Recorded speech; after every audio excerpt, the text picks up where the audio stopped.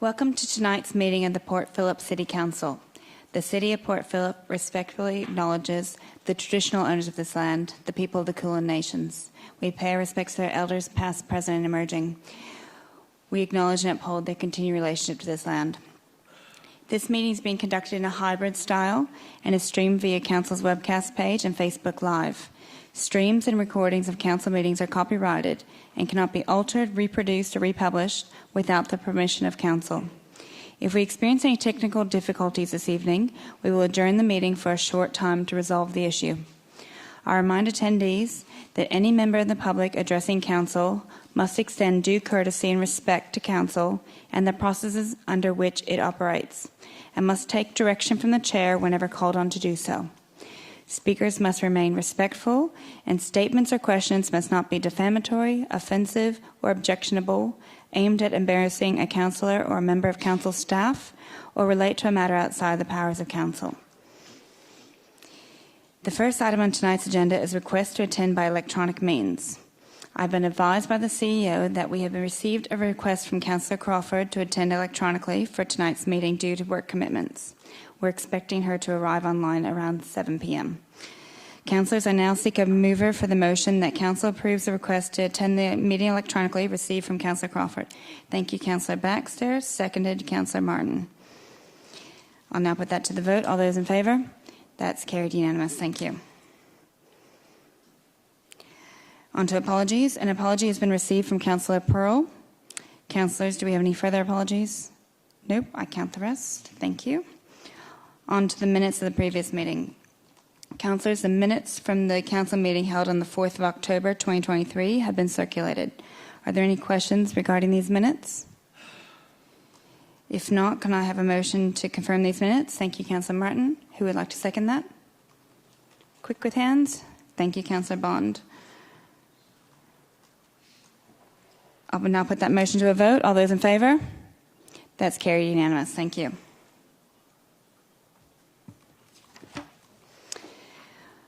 On to declarations of conflict of interest. Does anyone have a conflict of interest in a matter being discussed at tonight's meeting? CEO? Through you, Mayor, I have a potential for a perceived and a general conflict of interest in regards to item 12.1, presentation of the annual report for the Palais Theatre. Due to my wife's business interests, she works in the industry and is sometimes a competitor to Live Nation, who is the tenant for the Palais Theatre. I haven't been involved in the preparation of the report, and I note that the material is publicly available. I therefore propose that I will continue to sit in the room tonight when this matter is discussed. Thank you. Any further conflicts of interest? Councillor Nyagui? Thank you, Chair. I would like to declare a conflict of interest in the matter tabled on the 4th of October Council meeting, being the St Kilda Market Esplanade Market Strategy Annual Report, Terms of Reference and Recommendations for the Reference Committee. I think I have a general conflict of interest in the matter which I failed to declare at the time. I don't believe that conflict of interest resulted in me acting in a manner contrary to the public duty, but I would like to place on the record, and I aim to declare that and other conflicts in the future. For the context, I have a close association with one of the people who was appointed to the reference committee. I wasn't part of the selection process itself, but did obviously participate in approving the report. Thank you. Any further conflicts of interest? No, we'll move on to the next item. A condolence motion has been added to tonight's agenda for Kevin Donovan, a well-known local restaurateur, community member and philanthropist, who sadly passed away. I will now refer to Councillor Bond to read a statement on behalf of Council. Thank you, Madam Mayor. Councillors, we were saddened to learn of the passing of Kevin Donovan. Kevin and his wife Gail established their restaurant on the St Kilda foreshore in 1997, and in their capable hands, Donovan's became a much-loved destination for many. For those who celebrated their special occasions, those who visited from far away, those who called it their second home, and those they took care of during the pandemic, many benefited from their warm and impeccable hospitality. Kevin greeted all guests with a warm and happy smile and demonstrated a great gusto for life and all it had to offer. The American-born restaurateur arrived in Australia in 1986 to open the Hyatt on Collins, now Grand Hyatt Melbourne, where he was a director of food and beverage, and more importantly, where he met his wife, Gail. The pair went on to manage South Yarra restaurant Chinois before buying the former Jean-Jacques by the Sea in St Kilda, which occupied a beachside bathing pavilion dating to 1928. They renamed it the Pavilion before giving the restaurant a very colourful, personal living room style makeover in 1997 and reopening as Donovan's. The restaurant has been awarded at least one Good Food Guide hat every year since opening, and the two shared the Victoria Coffee Legend Award at the Age Good Food Guide 2016. After serving more than 1.5 million customers over 26 years, Kevin and Gail sold Donovan's on August 31st this year. Kevin and Gail were fantastic supporters of St Kilda and participated in many council initiatives involving the foreshore, as well as enthusiastically and generously engaging with councillors and officers. Kevin made a significant contribution to St Kilda and will be greatly missed by many. Councillors, I move the following motion: that Council expresses its deep regret on the passing of Kevin Donovan, passes on our condolences to his wife Gail and many friends, and places on record its appreciation for his service to the City of Port Phillip. Thank you, Councillor Bond. I'll second that motion. All right. You've spoken to it, but I'll just add that I'd really like to thank Gail and Nick at Donovan's for the lovely send-off they had yesterday with many members from the community that the CEO and I attended. It was very beautiful, and we're so lucky to have that establishment still in the area. All right, anybody else want to speak to the item? Otherwise, we'll take to the vote. All those in favour? That's carried. Unanimous. Thank you. We will now hear all public questions and submissions on report items. Under Council governance rules, questions can only be asked about items not on the agenda. Therefore, if you're speaking to an agenda item tonight, please note I will not refer these to an officer for a response. However, a councillor may wish to take up the question on your behalf when the item is considered. We will begin hearing from our virtual speakers who have joined the meeting via the WebEx platform. Speakers, as I call your name, our governance team will unmute you. A pop-up will appear on your end. Please select Unmute Me. Then when you come on, please state your name and suburb, and you'll have 2 minutes to speak. I first call upon Vicky Ho submitting a question to Council. Vicky, Hi, can you... yes, Vicky, yeah. Hi, I'm Vicky. I live in South Melbourne. I have 2 young kids, prep and a 2.5-year-old. My question to Council was: has there been any independent review on the bike lanes done, and do they actually make it safer for cyclists and everyone else? Thank you, Vicky. Can you clarify if there's a certain bike lane you're wanting to ask about? The bike lanes on Park Street. Park Street, okay. All right, I'll refer to Nellie Montague to provide an answer for you.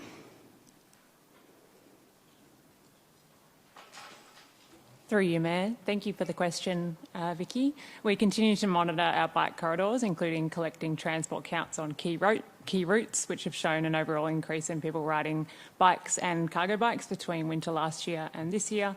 We also continue to monitor and respond to crashes and reports from the community about concerns. You've mentioned Park Street bike corridor. There was pre and post road safety audits done on that bike corridor in particular. Officers would be happy to meet with you to understand your concerns and whether there are particular treatments or locations you would like to address. Thank you. I call upon Jazz Bradley from Australian Karaoke Proprietary Limited, speaking to item 10.2, Inkerman Safety Improvement Project. Jazz, can you hear us?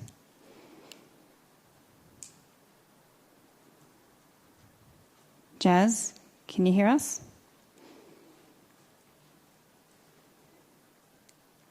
We'll go to the next one. All right. Jazz, if you can hear us, we will come back to you. But I call upon Peter Holland, speaking to item 10.2, Inkerman Safety Improvement Project. Peter? Peter, are you online? Has he done unmute me yet? I'm here now. Good. Peter I can hear you Holland now. from Thank you, St Peter. Kilda. Look, I support the recommendation that we go out to consultation on options 1 and 3 about Inkerman. I don't intend to go into the merits because you're not making a decision tonight, simply sending the matter out for consultation, but I would like to make 3 quick points. First of all, we're dealing with public space, not private property, and so it is appropriate to consult on what use gives the best public benefit. And we should note that what may have been the best mix 50 years ago may not be the best mix now. Secondly, we're consulting on a sensible bike infrastructure proposal. This is a major transport corridor linking up with the St Kilda Road bike network, and it's the highest priority corridor in Council's integrated transport strategy. So it's not like the sort of random ideas that Vic Roads implemented recently. And thirdly, there's significant public support, broad-based support of Port Phillip residents who want to be heard. Monash University surveyed and they found that 71% of your constituents were interested in riding a bike, but they had concerns about safety, and they said that they would ride a bike if physically separated bike lanes were provided, like is proposed in option 1. Look, I'll go into much more of the details later and present a whole lot of hard data, but I think at this stage it's sufficient to say that Council should open discussion on the best use of this important public space. Thank you. Thank you, Peter. Do we have Jazz online still? No. All right. Sorry, Jazz Bradley, if you tried and we didn't get you online. Do you want that person to call you back? Or yes, try joining again, Jazz, if you can hear us. And we'll come back to you at the end. All right, we'll now hear from the people who are here in person. Thank you for coming. The microphone here in the middle table should be on. Can someone confirm there's a red light already? Officers, can you see? The point is, it'll be on, so you don't have to turn it on and off yourself. But when I call upon your name, please come up and state your name and suburb, and then you'll have 2 minutes to speak. I call upon Jenny... What was that? Oh, sorry. Gosh. There's an alarm. I was timer here for 2 minutes. It's pretty abrupt. That was the example. I call upon Jenny Chandler, submitting a question to Council.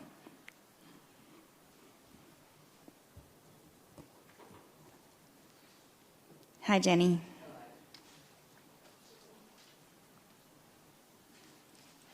Okay, my name is Jenny Chandler, and for the past 3 years I've been picking up... Jenny, real quick, I don't know if you need to come closer to the microphone or it might not be on. I can't hear you very well.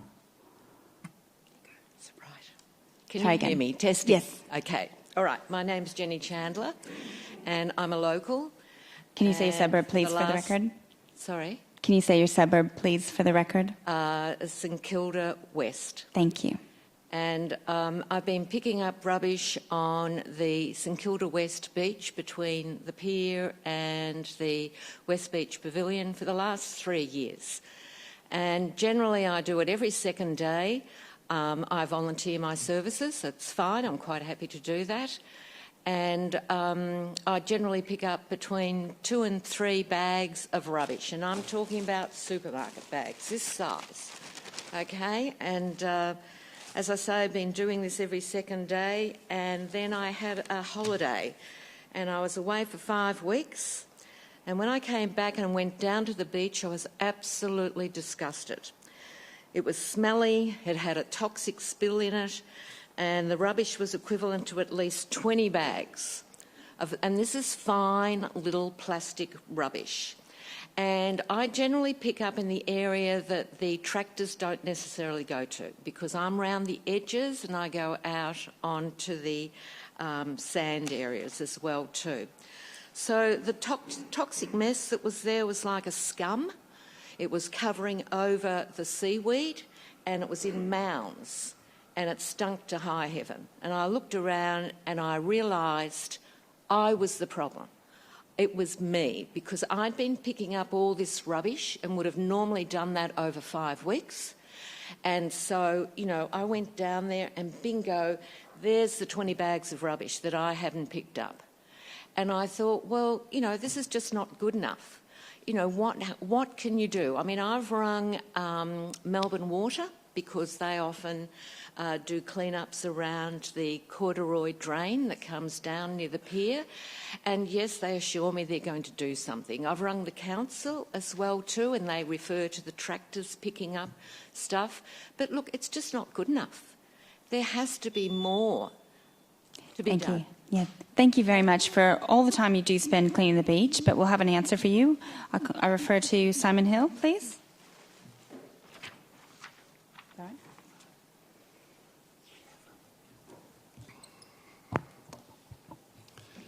Yep. Thank you for your question. Through you, Mayor. St Kilda West Beach is cleaned of seaweed every day by a mechanical loader and then raked by our beach cleaner on at least a weekly schedule.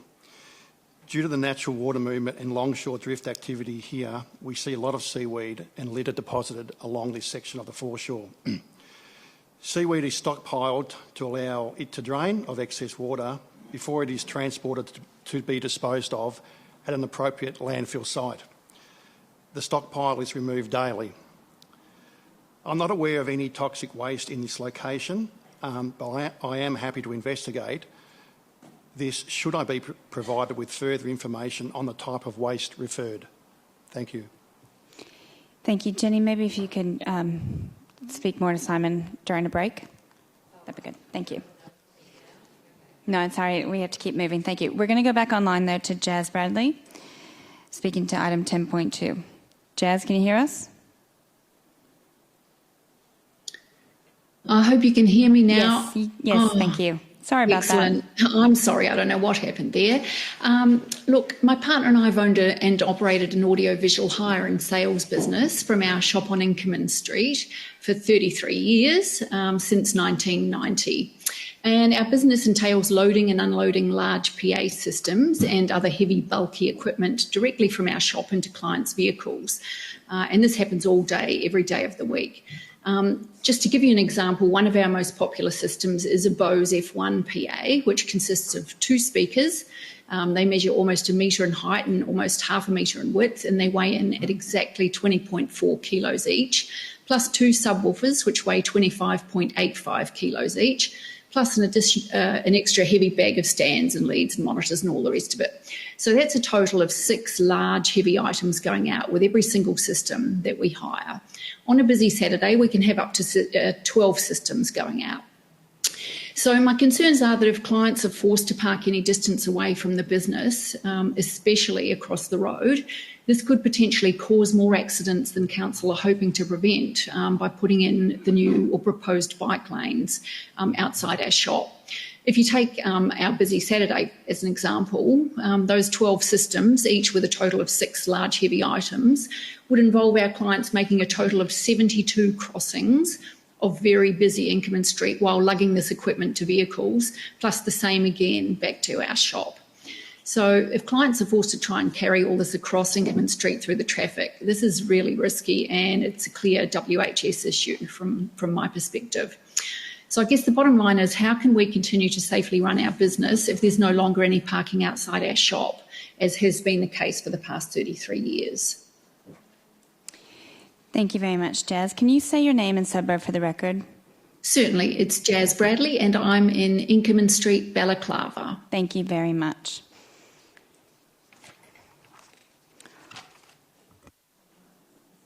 Okay. All right. I next call upon Helen Halliday submitting a question to Council.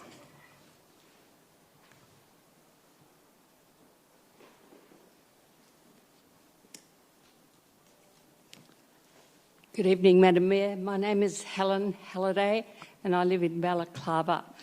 My question tonight relates to the resumption of the council control of the management of the median strip in Brighton Road. In 2019, it was agreed and a proposal was put and agreed by Vic Roads that 67 new trees be planted into the medians in Brighton Road. That was not ever done because the council withdrew the agreement, but I now see that Council has resumed activity, and I thank the Council for doing that, because it was very depressing going out there and seeing all the rank grass. And I noted that Bay Street is now undergoing a massive reconstruction of your median strip. So my question is, when can we see our 67 trees and the work that needs to be done on the other trees that are in the median strip, which also need maintenance work done on them? Thank you, Madam Mayor. Thank you, Helen. I'll refer to Siobhan Belmore. Oh, that's what I have here. Is that all right? Oh, sorry, Simon Hill.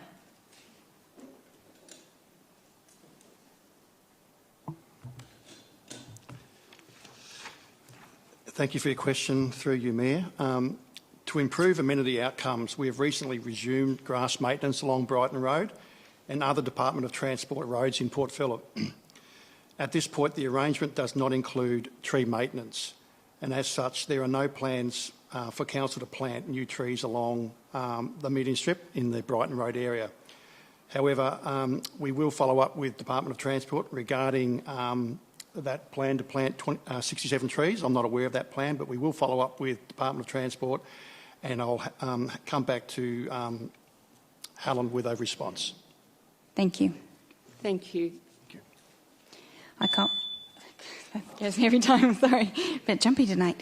I call upon Hayden Levine on behalf of Streets Alive Glen Ira, speaking to item 10.2, Inkerman Safety Improvement Project. Hi, Hayden.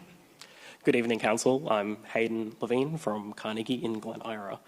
So, on behalf of Streets Alive Glen Ira, we express our strong support for the implementation of safe and protected bike lanes on Inkerman Street. We encourage Council members to move forward with community consultation on this important project. We reiterate, as highlighted in Council's own report, the majority of residents are eager to embrace cycling if they have access to safe, separated bike lanes. Furthermore, it's worth recognising the broader impact of your decision. By taking the lead in creating these safe bike lanes, you can catalyse positive change. If Port Phillip successfully builds these lanes on Inkerman Street, it will pressure Glen Ira to follow suit. This, in turn, will open up a secure east-west route for riders spanning from the city all the way to Dandenong. Please build a safe, separated bike lane, not just for the residents of Port Phillip, but for the greater southeastern community. Thank you. Thank you. I call upon Simon Baldwin, speaking to item 10.2. Hi, Simon. Good evening, Mayor and Councillors. My name's Simon Baldwin. I'm from South Melbourne. I'm also a committee member for the Port Phillip Bike Users Group.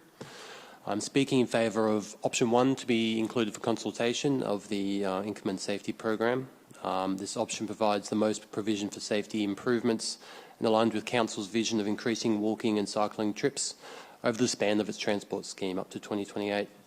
The data provided in the report shows that pedestrians and bike riders are at huge risk of being hospitalised if involved in a collision on this road, one of the most dangerous in the council area. The separated lane aspect of the safety program will also link with the almost finished St Kilda Road lanes, helping to form a reliable and continuous network for residents and visitors. I also ask that councillors disregard option 4 or no change.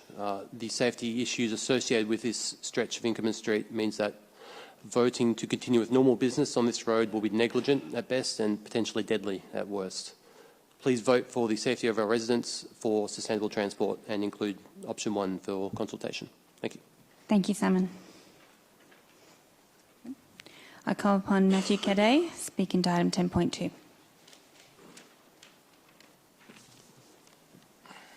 Hi, Matthew. Hi, my name is Matthew and I live in St Kilda East. Good evening, Councillor. I'd like to speak tonight in favour of the creation of a bike corridor on Inkerman Street, specifically endorsing the safety-centric option 1. Our community has made its voice heard through extensive engagement, and the integrated transport strategy has designated Inkerman Street as a vital micromobility and active transport corridor. Let's address the critical issue of safety head-on. The past 5 years, 33 crashes on Inkerman Street have left an ominous mark, designated it a black lane street. This is not just a statistic, it's a call for immediate action. Safety is not a luxury, it's a fundamental right. Option 1, with separated lanes, protected intersections and lower speeds, is not just a choice, it's a necessity. Safety, however, is just the beginning. Option 1 is a holistic investment in our environment and quality of life. It accommodates 26 additional trees, contributing to the tree canopy and providing additional shade, in full alignment with Council's desired environmental outcomes. This is more than just greenery, it's a tangible step toward a sustainable future. But let's talk about the daily impact on our lives. It's not just about cyclists. Option 1 ensures our children can walk or ride to school safely. Option 1 means residents can enjoy outdoor spaces without the constant worry of traffic hazards. Option 1 provides a beautiful tree-lined street which will boost the local economy by increasing foot traffic to businesses. Parking is not the only thing that matters. Option 1 is an investment in a future where our community can thrive economically and socially. I highlight a concerning detail. Hi, thank you very much for coming tonight and adding your part. Thank you. Thank you. I call upon Ellen Martin, speaking to item 10.2.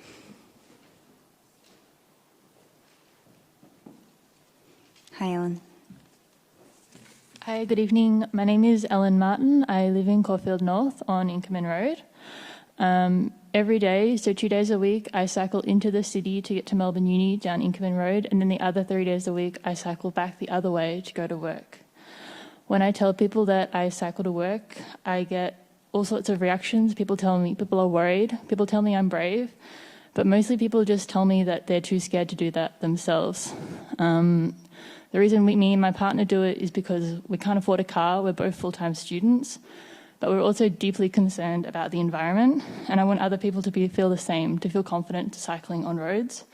So that's why I encourage Council to consider putting option 1 forward for community consultation. It increases safety, it's best practice, it will create safer streets for everyone, so not just for cyclists, but for pedestrians, car users, and everyone. And we know that residents here are interested in cycling. We've done the surveys. People want to cycle more, but they're scared they're going to be hit by cars, and that's why I encourage Council to put forward option 1 for community consultation. Thank you. Thank you. I call upon Justin Halliday from Pecan, speaking to item 10.2. Hi, Justin. Thank you, Mayor. Councillors, officers. Tonight I'm representing Pecan and our member organisations to speak to item 10.2 and voice our support for the protected bike lanes in Inkerman Street as part of the Inkerman Street Safety Improvement Project. Installing the protected bike lanes, as we've heard from others, will have significant community benefits, especially for pedestrians and cyclists. It will increase tree canopy cover. It will promote active transport and the health and wellbeing benefits that go along with that, and it will lead to urban renewal along its stretch of road. We specifically support option 1 in this particular case because it will deliver the most benefits in this area.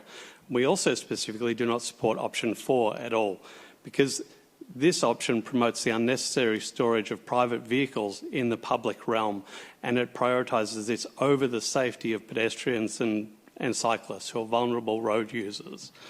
In the council report, the option 1 is reported that it will lead to very high occupancy rates of parking along Inkerman Street. However, the report doesn't take into account the behavioural factors that lead to this parking behaviour along Inkerman Street.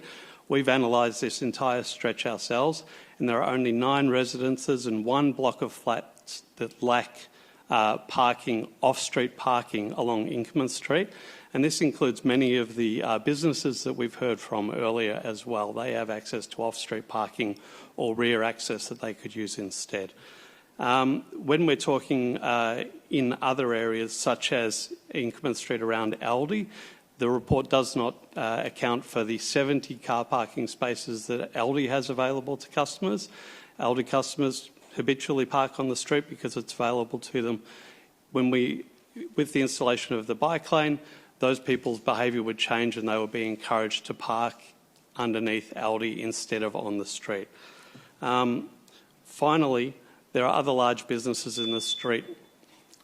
Thank you. Thank you. That have parking available. Again, Thank you. So we recommend option 1. I see this on my table. So what's the colour coding? The code is red for no parking. Okay. Green is they have parking available to them, and blue is businesses. Okay. Along Thank you. that stretch. Thanks for Thank you. documenting that.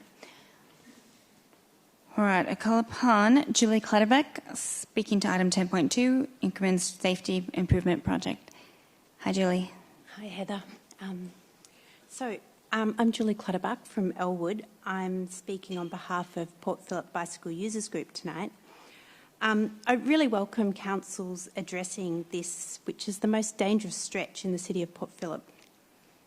As Matthew mentioned, this is a black stretch with 33 crashes in the last 5-year period. Ost roads and Vic roads have guidance on what a road with this level of vehicle movements, which is at the last count was 6,300 in one direction per day. And at this speed, at the moment 50 k's an hour, but even at 40 k's an hour, should have. And that guidance says that it should have a completely segregated bike lane, not a painted buffer. And this is consistent with a safe systems approach, which means that we can't get rid of human error, but we can mean that when people do make a mistake, it's not a mistake that leads to a serious injury or even a death. So that means that if we have the bike separated by a concrete buffer, if someone does have a moment of inattention, then a mistake that happens won't lead to injuries. And so that's what we're commending here. Only 2 of the options presented actually conform to this standard.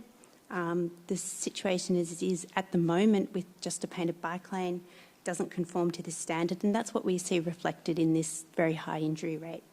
So I welcome this going out to public consultations, and I also commend option 1 to the council. Thank you, Julie. I call upon Yazi Medini.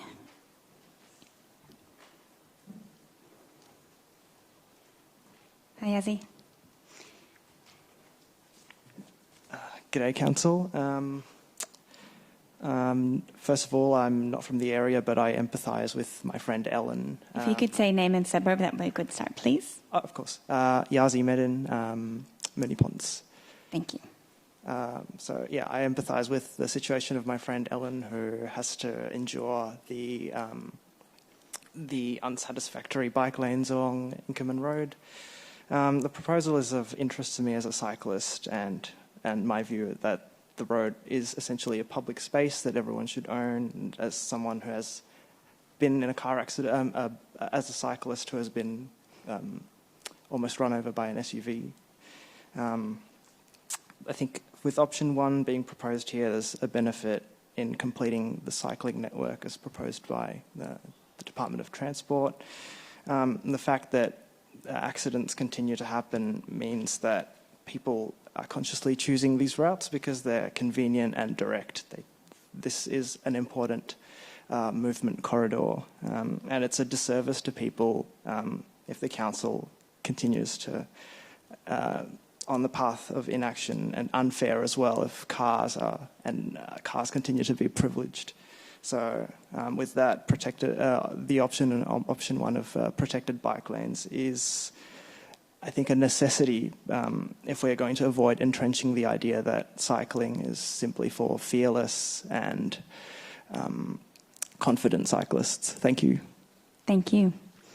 Are there any other members or visitors today in the gallery that had wanted to speak that had registered we missed? No? And I know I have Betty J on my list, and I've heard that you're stuck in traffic. I'm sorry about that, but hopefully you're hearing us, and we know that you did want to speak to an item tonight. So that's the end of the speakers from the public, so I'll move on to councillors. Councillors, do you have any questions you'd like to raise that are not in relation to anything on the agenda tonight? Councillor Nyagui? Thank you, Mayor. I hate to ask officers questions about things I read in the media, but I was reading this week in St Kilda over the weekend that I think we have now resolved the Marlborough Street housing project issues around getting the contracts completed. I just wanted to ask officers whether that was the case. Siobhan Belmore.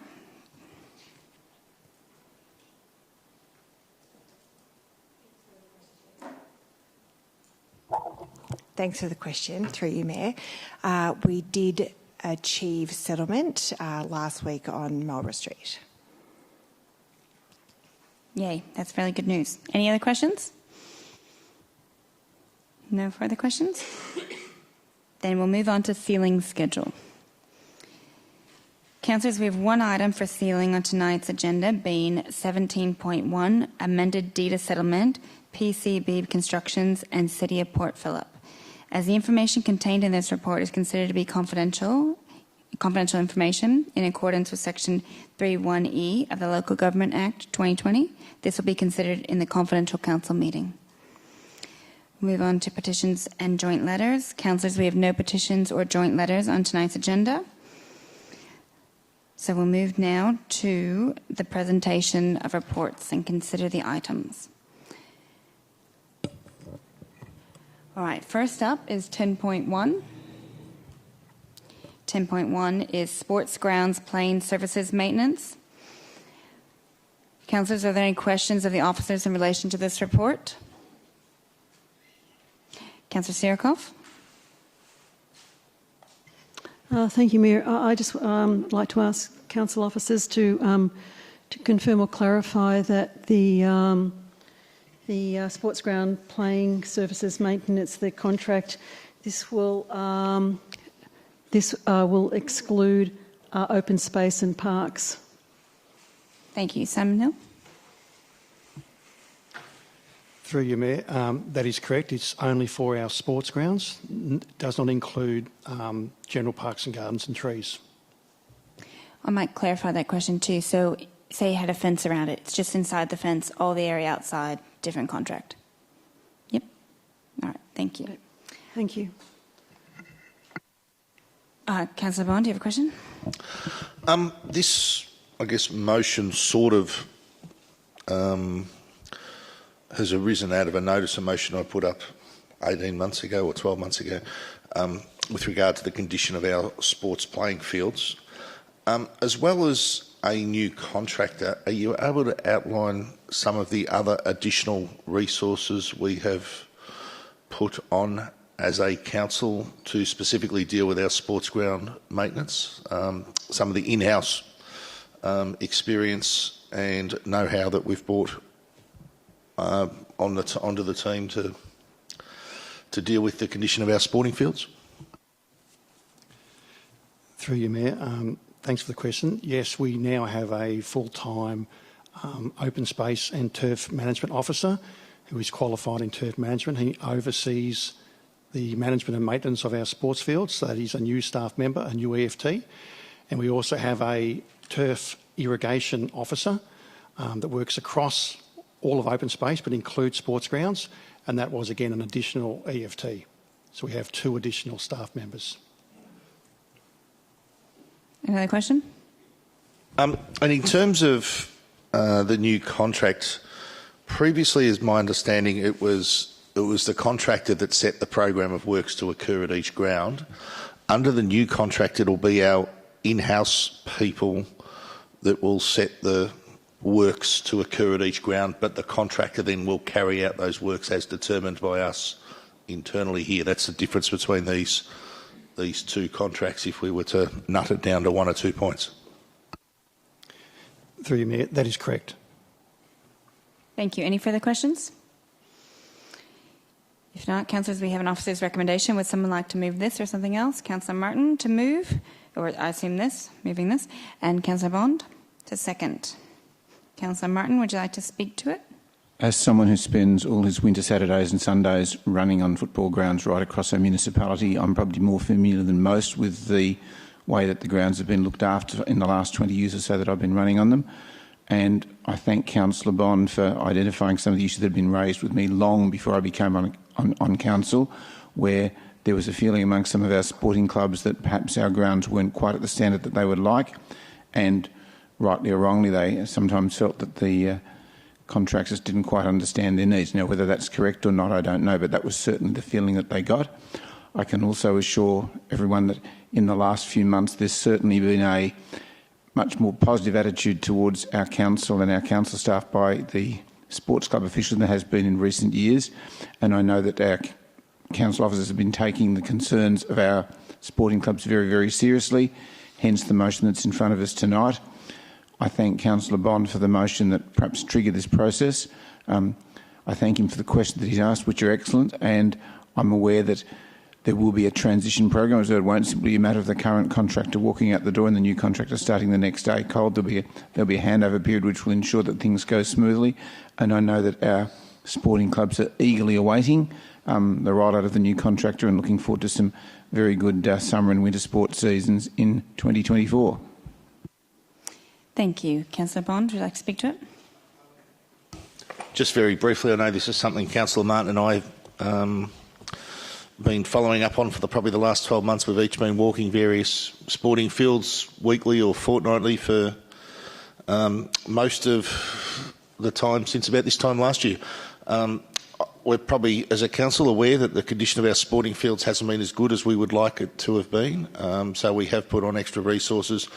We are making a change to the contractor, and with the aim of getting better quality sporting fields for our sporting teams. There are a lot of challenges here because we have seen massive amounts of growth in sport in our city, particularly with female participation. Our grounds are being used more than ever before with matches and training. We also have to deal with those couple of months when all the sporting fields in Albert Park are not available for use due to the Grand Prix, and a lot of those clubs look to us to be able to provide them with temporary sporting fields for training and matches for the couple of months that the Grand Prix is on. So our grounds do get a very good workout, and hopefully we can cater for all the need that is out there within our community for the use of our sports ovals and keep our sports ovals at a very good standard for the vast majority of them, and at a very, very high standard for the one or two grounds we have that are required to play at the highest level in the state, being Northport and number one oval down at Murphy's for the Premier League and VFL teams that we have here. So may these grounds flourish under this new contract. Thank you. Any other councillors want to speak to the item? I'll add quickly. Thank you to the officers, our in-house staff that are experts in this field, and particularly to Councillor Martin, Councillor Bond, who really have gone out there and done those walks and reported back to us. I appreciate your knowledge and time on that. I'd also like to add to Councillor Bond's list there that we do have schools that look to use our ovals as well. That's increased use, and many dogs. And we want to continue that shared facilities, and that requires the proper maintenance through the contractors. So I will be supporting this. Let's go to the vote. All those in favour? That's carried unanimous. Thank you. And I recognise that Councillor Clark has joined us online. Crawford, sorry. I'm going to do that just because sorry.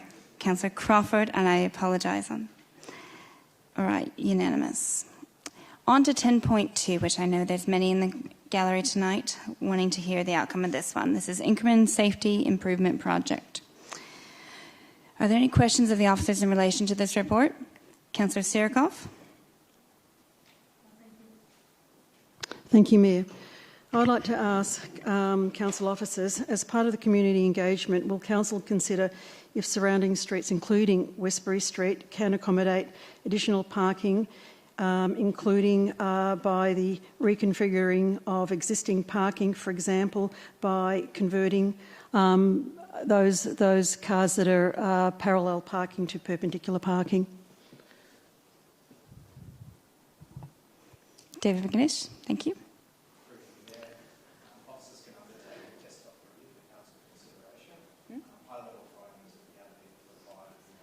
It might not be on if you want. The red light, is that on? Sorry to make you start again. Apologies. Through you, Mayor, officers can undertake a desktop review for council consideration. We'd be able to provide high-level findings in line with the Inkerman project engagement timelines. Detailed investigations and proofing would require additional time. Any further questions? No? If not... Oh, sorry. Councillor Crawford, I'm sorry. Sorry, I have a couple, if I may. Yes, please. So when it says around the larger parking areas for the SUVs, what is the width we're considering? And when you refer to SUVs, are we talking about the really large, like Rams and Dodgers and that, which I'm not sure that we want to encourage in our municipality because they take up more space than the average one? So I guess my first question is it just the normal SUVs or is it those really large ones? Pickup trucks. So I might answer this in through you, Mayor. I might answer this in two parts. So the current road width or the parking widths is about 1.9 metres. So the Australian standard for parking is 2.0 as an absolute minimum with a recommendation of plus 2.1 to 2.3. A medium-size SUV ranges between about 1.85 metres in width to around about 2 metres, with larger SUVs, not sort of, the extra large SUVs can be around 2 metres in width. So that protrudes into the existing bike lanes. And could I ask another question? Yes, please. In going up to this consultation, we haven't yet made it, if we were to consider option one, we haven't made a decision on which side the bike path would go on and parking be removed from, have we yet? Or is that would be part of the assessment with businesses and that in a more detailed design stage, should we go there? So through you, Mayor, the current proposal is the northern side. However, that could obviously be investigated through additional design work, but at the moment we're proposing that be happening on the northern side. So that is the opposite side to some of the businesses that we've heard, isn't it? That's the opposite side to Aldi, isn't it? The northern side, just city side. Yeah. Through you, Mayor, that's correct. The southern side is the side that Aldi is on. Yeah, so that would not affect the businesses we've heard from tonight. And could I ask, even in, I have seen in other designs in bike lanes, for if there was to be double, would we be considering in some of the detailed design for future some of those little pathways out so that there is opportunity who do need to load things into the car to be able to wheel things out? Would that be part of the design? Through you, Mayor, currently we've got separators through that area. There's opportunities to adjust through detailed design to provide additional ramping and or access points. Thank you. Thank you. Any further questions? If not, I'm looking for a councillor to move the officer's recommendation or something else. Councillor Martin to move. Who would like to second the officer's recommendation? Councillor Baxter. Thank you. All right, Councillor Martin, would you like to speak to it? Firstly, thank you to the officers who prepared this quite detailed report and the numerous discussions and briefings that officers and councillors have had as we've come to a decision as to what is appropriate to go out to public consultation. Can I thank all those people who've come along and spoken to us this evening? I mean, I'll explain my particular views about what I think should happen, but I think it's important that we as councillors listen to all views, and we've heard people tonight speaking about concerns about parking, just as we've heard people coming along tonight talking about concerns about the dangers of not having separated bike lanes. By putting these two options out to consultation, we give members of our community who've supported both of those options a chance to come along today and talk to us about why they believe separated bike lanes are very important, and I'll add to that in just a moment. But also, for those people who'd like to make a case for additional parking and bike lanes that are not separated but are painted. And I thank Councillor Sirikoff for her question, which has asked councillors to investigate the opportunity to provide additional parking in neighbouring streets and other areas. So if there is any parking that's going to be lost when we implement either of these two options at the end of the process, we may be able to find some additional parking. Just as we've heard today that Aldi may be able to help us with taking some of their customers off the street and into the Aldi car park. So again, thank you to all who've been involved. My particular view will be when this comes to a debate further on, I'll be arguing very, very strongly that I think separated bike lanes are by far the safest place for bike riders like myself. But as I said, I also am aware that there are a number of views in our community with people who'd like to argue a case to keep parking reduction to a minimum, and they're entitled to argue that case. And I'm sure we'll hear both sides of that debate. during the consultation process. I look forward to the results of the consultation process, and I think I've foreshadowed what, unless I'm convinced otherwise in the consultation process, the line that I would probably be taking at the end of the process, but I'll have to consider all the submissions that come before the Council. So I think great opportunities to find out exactly what members of our community think about what we should be doing with separated bike lanes, with the implementation of bike lanes in Inkerman Street, whether they be separated or painted. And when people are considering their consultation, they may wish to add in as part of their wish list that the state government get around to doing something in the separate section of St Kilda Road between Carlisle Street and St Kilda Junction. My vision would be that people were able to come out of their bike lane on Inkerman Street onto separated bike lanes along St Kilda Road and head all the way onto the city very safely, even now navigating St Kilda Junction in a much safer way, as we've seen in the last few weeks than they've been able to do in the past. That's the long-term vision. We as Council don't have any formal say as to what happens in St Kilda Road, but perhaps during the consultation process, if people can help make that case, that will give us some ammunition as a Council to lobby the state government. And as I say, my vision would be, I hope, to have bike lanes all the way through down Inkerman Street onto St Kilda Road, and people can head all the way into the city, whether they go through to Princess Bridge or down Park Street, up Murray Street, down towards Southern Cross Station. So hope you all support this motion. Look forward to the consultation, and no doubt there'll be a much more significant debate when we get the results of the consultation in. Thank you. Councillor Baxter. Thank you. I'm happy to put these options out to consultation, and I really want to thank those members of the community that came today to talk about the importance of safety.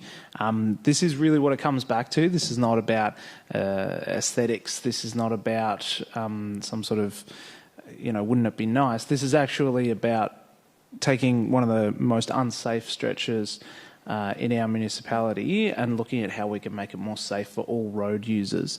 And it's really important to consider that all road users element, because for so long we've really only designed roads with one particular road user in mind. But we at Council have had for a very long time a strategy and a policy position to encourage mode shift and to try to get people to not take as many car trips, try to get people onto alternative methods of transport, including bikes, as well as walking and micromobility and public transport and all of those sorts of things. So this is a really important piece of that puzzle. Its proximity to St Kilda Road and that avenue through to the city and through to the separated bike lanes there also makes this a really, really important location here. It's going to be really good to hear from the community, and I think that that sort of feedback is going to help us, as well as the important evidence around safety and what works, what makes people safer, as well as what encourages people to mode shift.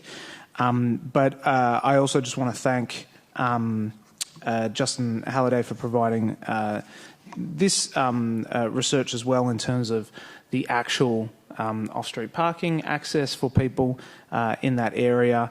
This actually is the kind of thing that we're really glad to get from the community and get that sort of information. So please get involved and make sure that we hear everyone's voice about the best way to make this area safe. Thank you. Councillor Sirikoff. Thank you, Madam Mayor. I'd also like to support this motion, but with an amendment. What is your amendment? The amendment is for 3.2, requests officers to investigate if parking can be added to or reconfigured on streets nearby to Inkerman Street to offset any loss of parking spaces from Inkerman Street. And then change to 3.3,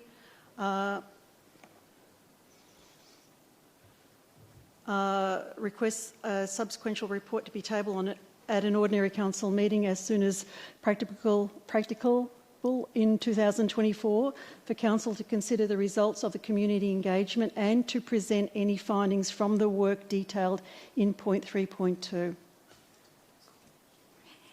Who would like to second that, if anybody? Councillor Clark? Councillor Clark, we will handle just the amendment right now if you'd like to speak to it. Thank you, Mayor. For any proper and genuine community consultation and engagement with residents, we should provide residents with a range of options, and that includes options which will minimise any negative impact on their local amenity. In this case, we address minimising, or I'd like to address and councillors to consider addressing minimising any loss of car parking to our residents. Families, the elderly and those with disabilities are dependent on nearby parking and not having to walk hundreds of metres to get to and from their cars to their homes because of the multiple personal needs and demands on their lives. This amendment is relevant to both of the options in front of us. Option 1 looks at a loss of 20 car spaces, which is significant over 1.2 kilometres, and also option 1 looks at a loss of 116 car spaces across 1.2 kilometres, and option 3 a possible massive, also a loss of 20 car spaces. This amendment asks of Council to investigate streets nearby to Inkerman Street and to identify where parking can be added or reconfigured to offset any loss of car parks on Inkerman Street, given that any of these options, when it goes out to community consultation, are supported. The loss of car spaces on Inkerman Street will also have a flow-on effect on residents on nearby streets, with Inkerman Street residents and visitors searching for car parks elsewhere off Inkerman Street. I ask councillors to support this amendment as a practical solution for our residents living both on Inkerman Street and neighbouring streets to address any loss of car parks, and that residents have not been forgotten with delivery of any bike lane developments. Thank you. Thank you. Councillor Clark, would you like to speak to the amendment? I'll speak to the substantive issue when we come back to that. Just to say, in regards to this amendment, I think the purpose of this is just to re-emphasise the fact that with the loss of potentially 20 car spaces or more, if it's option 1, we want to make sure that council do their utmost, which they usually do, but council officers do their utmost to identify alternative car spots for those that would be lost, and also that the residents are aware that that is a priority for us in whatever option is chosen here to continue to find those car spots for your convenience and your needs of everyday living. So I think this just adds, I guess, further around the intent of this proposal that's been put to council tonight. So thank you. Thank you. Anybody else want to speak to the amendment? Councillor Nyagui? I won't be supporting this. I think it's an epic waste of time. What the community probably don't see, I think we had our first briefing, I had to double check, but it was actually in March. We've had multiple briefings on this issue over the course of the year, and we've discussed this issue at length. I don't even know how much time it's been now. It's been a lot of time. We've talked a lot about this. The aim tonight is to actually put this out to community consultation. I think if councillors had issues about the various models, and trust me, they do, all 9 of us have prosecuted and discussed and debated this issue all year, to ask council officers at this stage to go and do more work in parallel to the consultation, I think is really unhelpful. And we're talking about redesigning a whole other street potentially, which I think is just not the priority right now. I think one of the huge issues we had with this project would be my observation after now sort of being involved with it for 8 months as a councillor, is that we've spent so much time fiddling and changing and editing and sort of making it very, very hard for our officers to do their job because we're constantly changing things. And I think to add another job for them to go and do means that all the other transport projects that we want them to be focusing on will be delayed further. So I won't be supporting this. Thank you. I'll speak. our community doesn't have the benefit of being in those briefings, so I think it's really important that even though this may not be necessary because the council officers answered that it is feasible to do a desktop, it's really important to signal to our community that this is a body of work that can be done, and it helps alleviate some fears that might come out of this project about losing car parks that may not see it fly. So I think it's really an important thing, even though it means maybe not a whole great deal, it does, I think, not detract from it. So I will be supporting it tonight. Would anybody else like to speak to the amendment? Councillor Martin. I understand Councillor Sirikoff's intent. I also pick up on Councillor Argui's comments. Most of what Councillor Sirikoff is asking of us to do in this motion has happened over the last few months. We've had a number of briefings, there have been a number of meetings, and I know that council officers will continue to work with us, whether this is in the motion or not, and hence I believe it's probably not necessary. I believe the work has been done and will continue to be done. I'm going to support the motion, so I'm going to support the amendment, but in doing that I'm saying we're probably really only adding to council officers' workload, because I believe ever since we've started work on this project, one of the key things that we've been trying to do is to find alternative parking to minimise the loss of parking. So I understand why Councillor Sirikoff's put it up. I understand that there are people in the public who will appreciate that council's trying to do something, but can I assure them that this work has probably already been done, and at the risk of trying to look transparent, and I'm supporting it almost under duress, we're really just duplicating work that's already been done. But I suppose it does show good faith in the council that we have done and will continue to make every effort to minimise parking loss no matter what option is ahead. But can I assure people out there that this has been in the back of our minds ever since we started work on this project. Our officers spent a lot of time already, and hopefully most of the work that they've done they can use rather than have to spend a whole lot of additional time to address Councillor Sirikoff's points. Again, I understand why she's put it up. We're trying to be transparent, but it's probably unnecessary, but I'll support it just for the sake of transparency. Thank you. Anybody else speaking to the amendment?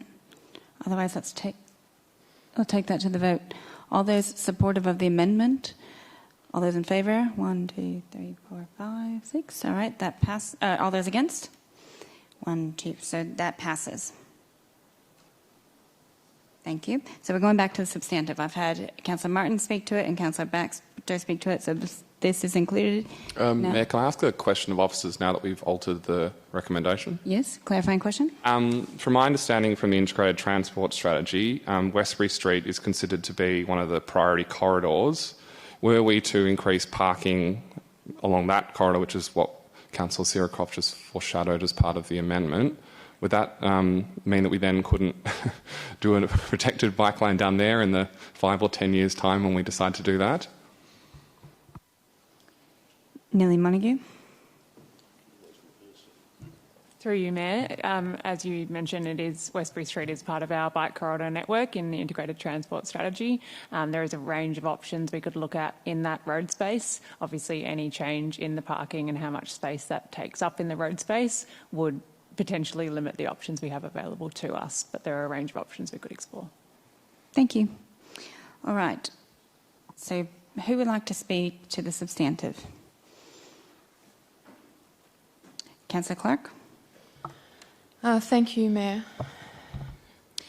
So I note in this proposal and listening to the speakers tonight, or some of them, they come from Glen Ira, South Melbourne, Caulfield North, and as far away as Moonee Ponds, and their position, amongst there's many views in the community that this is important that we have protected bike paths on this street.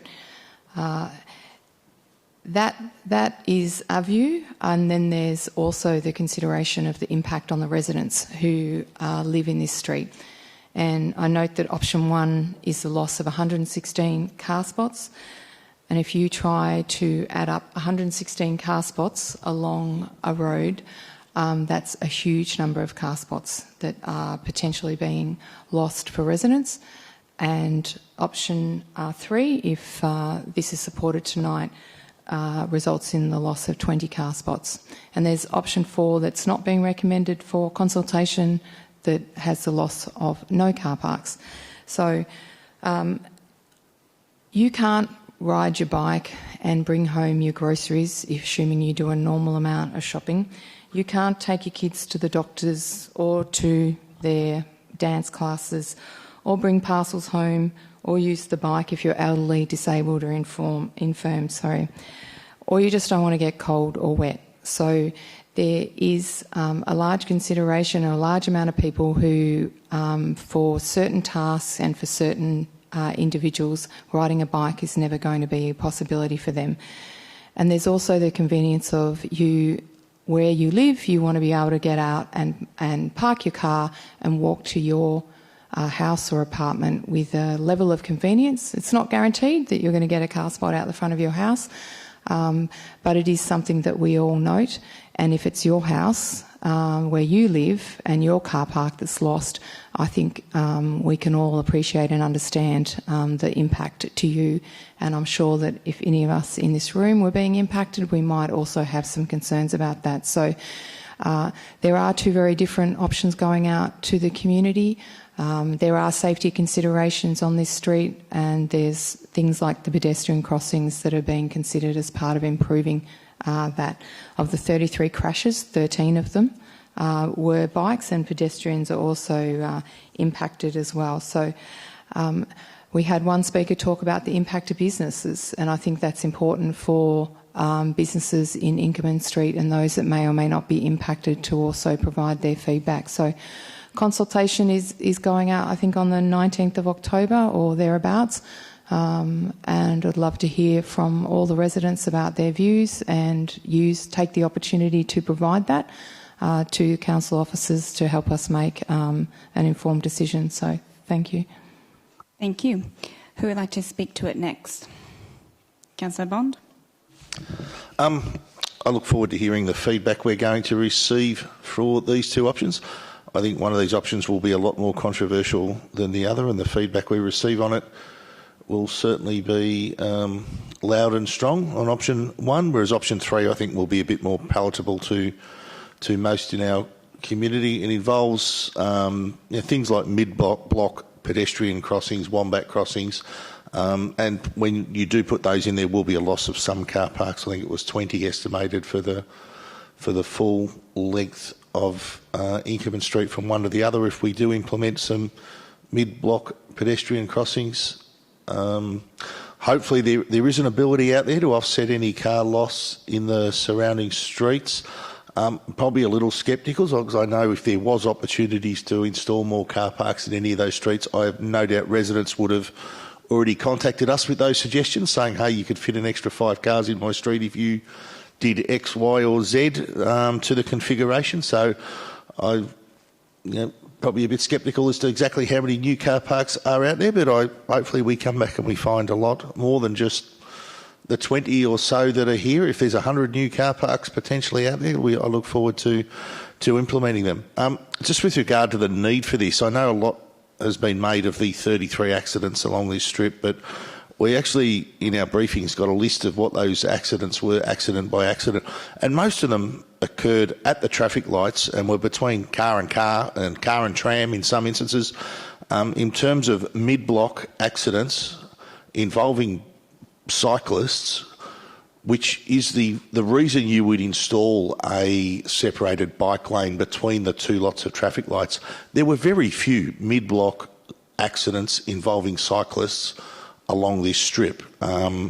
So the justification here for a separated bike lane, the full length of Inkerman Street there, whilst it may appear to be the case when you talk about the headline of 33 accidents, an analysis accident by accident shows that a separated bike lane here would have very little impact on cyclist safety in this strip.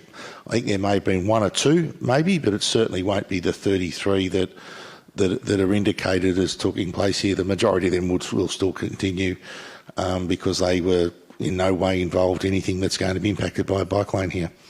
So I look forward to hearing this feedback, and the next time I'm sure we'll have a lot more people in the crowd, especially from Inkerman Street. I'm sure once they find out what's potentially happening out the front, they will remobilise and reactivate and certainly come down and give us their very strong feedback on this proposal. Thank you. Anybody else speaking to this tonight? Councillor Nagri? Thank you, Mayor.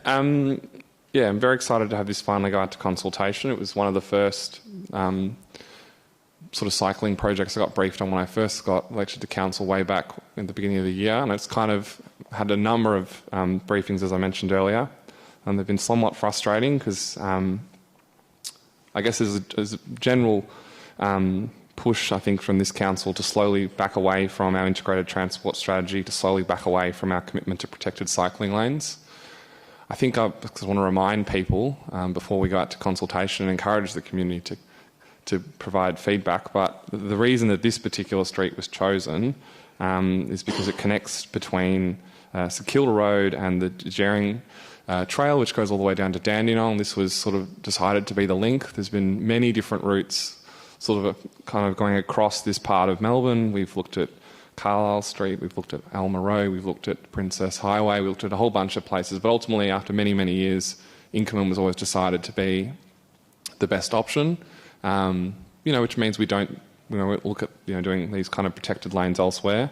I'm kind of depressed in a way that we're putting out both options tonight, because it is sort of another little way that we are sort of slowly stepping away from our commitment to protected lanes. And I know that the safety outcome in 3 is far weaker than in option 1. But that's kind of where we are. I do really encourage the community to come and speak to us. I think there's a general lack of understanding among councillors about the general cost of not having these kind of bits of infrastructure. We talk a lot about the loss of parking. We don't talk very much about the general loss of not having as many people out cycling. We don't want everyone to cycle, and it's not appropriate for everyone, but we do know that when more people do, and we have these lanes, that ultimately that will reduce the number of parking spots we need. It will make our places quieter and safer and generally better. And these lanes are also not just for bikes. We do keep calling them that, but we should also remember that e-scooter users use them. We have a lot of the sort of Uber Eats drivers and the like will use them. If you're in a mobility scooter, you can use them. There's a lot of other users in our community who can benefit from this kind of infrastructure, who will benefit from having some form of separation from the main part of the road. So I look forward to hearing what people say in the community consultation, but I do urge our community to make it known what they feel, because our council are not exactly excited about protected bike lanes, and they do need a bit of a prod. Thank you. Would anybody else like to speak to the item? Councillor Serkoff, did you want to?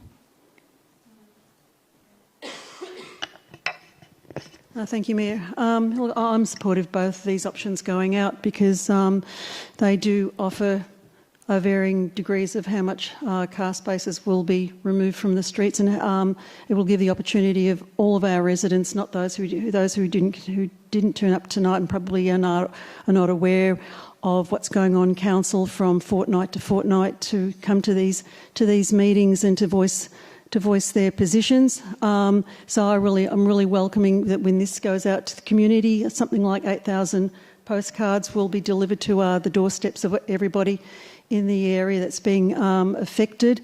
And so I think this is great, because it'll let them know what's going on in their community and give them the opportunity to come back and give feedback. So we need to hear that feedback. We need to hear how it's going to affect them, how it's going to affect their daily lives, how they're going to get around, how will they be able to go to and from their homes to visit their families, have families visit them at the same time if car spaces are removed. And maybe 116 car spaces removed is going to be too much for them, but maybe they'll settle for 20 car spaces being removed, and that'll be a good outcome, because we will still have a resheeted road. We will have 3 flashing light pedestrian crossings being delivered. We will have improved traffic light system where the pedestrians and bikes take off first. So there's going to be all these other implemented safety aspects to, even if we don't go with 116 car spaces being removed, and we still have only 20 car spaces removed. It will also still have a protected section for bike lanes with a raised yellow, it's like a cheese strip down the side to warn cars that there's a bike lane to your left. So I'm really welcoming to hear what all residents will say. And I'm hoping that also with the amendment that because they might feel more confident by having the words in the amendment, the council will be going out seeking or investigating for more car spaces. This will bring residents on board for changes and improvements and safety of bike riders along Inkerman Street. Thank you. Thank you. Anybody else speaking to it? If not, I will. So today being Ride to Work Day, I hope there were a lot of new people who might have gotten on that bike today, those little initiatives to help get more people on their bikes. It is important, and I do value it. This is more than a bike project, and I think it's really important that we have talked about that tonight, that it's not just about the bike lane topic, that it's more the safety improvements across the project. It's such an opportunity to see an uplift in this area, and I'm pleased that we are getting forward in this project. It was definitely an election issue. I remember it, and I don't live in this area. I live up in Port Melbourne, but I remember hearing so much about this bike lane. So I know it has a bit of a history, and this is the next part to hear what the community has to say. It's important that some people have come tonight to express what they would like to see supported, because it's important that we put those options out. And to hear that 4 was not supported was really informative to me as well. Even though it wasn't, you never know what we do on the night with the amendments, right? But this is the opportunity for people to know you know your patch better, and I acknowledge that this is all about public benefit. It's not only about residents, it's not only about visitors, and not only about businesses, it's not only about people passing through, but they're all important aspects to a project like this. So please have an open mind when you're reviewing this, and think, and it may be block by block an improvement or general about the project and the concept.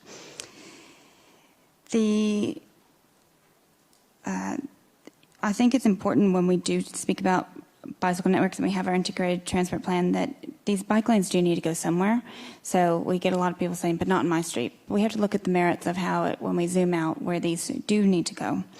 And that there are, acknowledging many users and growing number of users, not just traditional cyclists, but the list of who doesn't use a bike, I thought, no, they do. They do take their kids to doctors and to school on bikes. There's so many bikes out there. You can get multiple children on one bike now. It's pretty impressive, and more for people with lower abilities. And it is a dangerous stretch. We're acknowledging that from car issues and bike issues. There's a general improvement where bike lanes will hopefully continue through intersections where we're seeing the more conflicts. But I'm very pleased it's not a hard decision tonight. We have 2 options. I see merits in both, but of course both have negative impacts to the users, but also just in general what they're delivering on. I think it's important to give my feedback that I think there's quite a number of crossovers in Inkerman Street.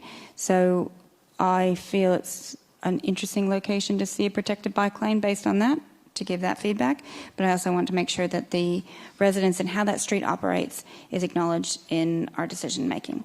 So I will be supporting this tonight, and I very much look forward to hearing what the community has to say. All right, would you like to close, Councillor Martin? Thank you, Mayor. When we're going out to consultation, I'd like everyone to consider community safety of our pedestrians, safety of our local residents, safety of our cycle riders.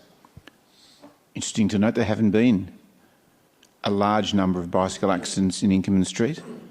Having been riding up and down Inkerman Street since I was at school at CBC in the early 60s, I've got a pretty good idea. There are many people who'd end up with brown trousers rather than ride their bike along Inkerman Street. It's bloody dangerous. So one of the many reasons why there probably haven't been so many bicycle accidents there is it's simply not safe. We've got 2 options, and when we're going out to consultation, let's consider, are these options going to make life safer for all road users? And as well as making life safer for all road users, will they increase the likelihood of people getting on 2 wheels, whether it's on a bike, whether it's on a scooter, to use the bike lanes, whether it's option 1 or option 3? And if we can find a way of maximising the number of people who are getting onto 2 wheels, reduce the number of people who are using cars, reduce the number of emissions, keeping our people mentally and physically fit, then we should probably look at an option that's going to do that. And I'll leave that to people in the consultation process. But again, the debate, just from listening to the debate this evening, For many people, the main issue seems to be car parking. And yes, car parking's not unimportant. We must consider that. And I thank Councillor Sirikoff for her amendment, which highlights that we as a council are concerned about that. But let's look at safety of everyone, and let's look at how we can maximise the number of people who are using Inkerman Street, increase the number of people on two wheels, increase their safety, and hopefully get the state government to extend whatever we do in Inkerman Street into a separated bike lane all the way up St Kilda Road and right down past the Domain. That would be a fantastic outcome. So, good people of Port Phillip, and unlike Councillor Clark, I'd suggest anyone who's a regular user of Inkerman Street, I wouldn't suggest that my cousin in Queensland should participate. I don't think she's ever walked in Inkerman Street, but I do think anyone who's a regular user of that street, whether they park at Aldi or ride their bike from Caulfield down to St Kilda, I think anyone who is a regular user of Inkerman Street should let council know what their views are, so we can, as a council, consider all those views and come to an informed decision that hopefully comes up with an excellent outcome. Thank you. We will now take that to the vote. All those in favour? That's actually carried unanimous. Thank you, everyone. Thank you. You're welcome to stay for the rest of the meeting, but if you were only here for that item, you're welcome to also go. Does anybody need a break? We're nearing 8 p.m. No, we might power through. I'll just wait for the gallery to clear a little bit. Yeah. Okay, thanks.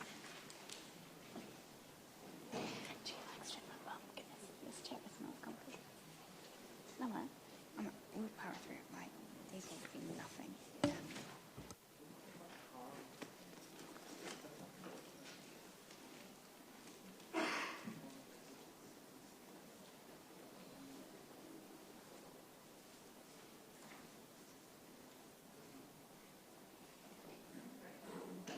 Okay, we cleared the gallery.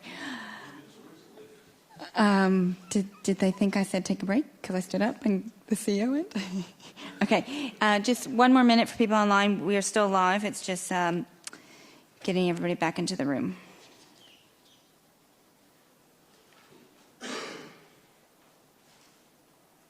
But our next item will be 12.1, presentation of annual report, the Palais Theatre Year 6.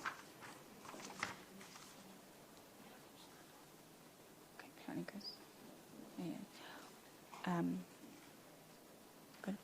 All right, we'll keep going. Councillors, do you have any questions of the officers in relation to this report? No? All right. We have the officer's recommendation. Would someone like to move this?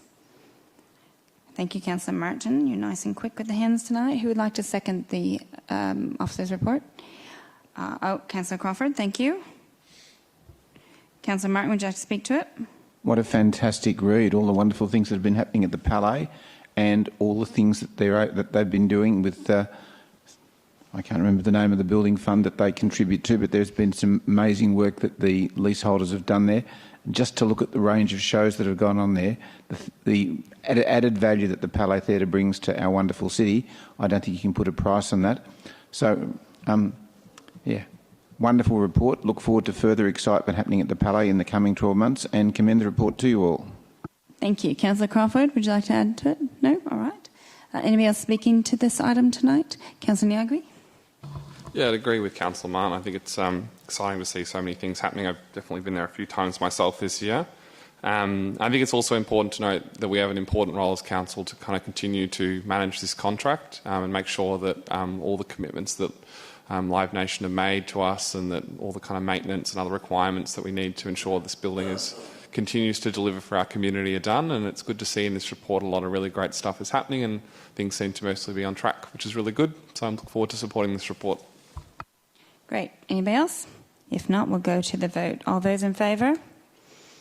That's carried unanimous. Thank you very much. All right, on to 13.1. This is the presentation of the City of Port Phillip Annual Report 2022 to 23. Councillors, do you have any questions of the officers in relation to this report? No? All right, I'm looking for someone to move this. Thank you, Councillor Martin. Who would like to second it? Wow, there we go, Councillor Sirikoff. Okay, Councillor Martin, would you like to speak to it? I've obviously had a quiet week because I've got the entire document. I've gone through it. Again, a wonderful read. I've mentioned that I love reading the CEO's monthly reports. This document is far more informative. It's got a wonderful statement of our finances, lists all the outstanding programs that we've accomplished over the last 12 months, talks about the direction of the council plan. A couple of minor typos that I'm sure will be picked up. One references Councillor Bond. But yeah, wonderful document. If anyone wants to know what's happening in the city of Port Phillip, couldn't go to a better place than the annual report. Thank you. Councillor Sirikoff. Thank you, Mayor. I think all the councillors have lived this annual report for the last 12 months. So, it's great to see it all in print and out there for community to read and to delve into a lot of areas that might interest them. Thank you. Thank you. Anybody else would like to speak to this? I'll just add it's not just a document full of all the information, a bit of a yearbook that we can look back on in years to come as well, but very vibrant and beautifully done. So thank you to all the officers and councillors, everybody who's done a great job this year that's represented and also put this together. So let's go ahead and take that to the vote. All those in favour? That's carried unanimous. Thank you. All right, this is the last report tonight. This is 13.2, proposed discontinuation of road at rear to 182 to 192 and 200 Clarendon Street, South Melbourne. Councillors, do you have any questions of officers in relation to this report? I see none. I'll look for a mover. Thank you, Councillor Martin. Who would like to second this? I'll second it. Councillor Martin, and would you like to speak to it? I'm on a roll. Very briefly. Thank you to the officers of this detailed report. This is a parcel of land that is not contributing to the city of Port Phillip. Its sale will allow us to increase money into our, get the name of our fund correctly, is it the Property Development Fund? Officers, help me please. Strategic Property Reserve, I should say, is where I'm sure we'll be able to make good use with the funds raised from the sale of this land. So thank you to all the officers who've been involved in developing the documentation. Thank you. I don't need to speak to this one. Anybody else would like to? If not, let's go to the vote. All those in favour? That's carried unanimous. Thank you. All right, now we're on to notice of motions. Councillors, we have no notice of motions on tonight's agenda, so we'll go on to councillor delegate reports. Councillors, do we have any reports for of councillor delegates tonight? Councillor Martin.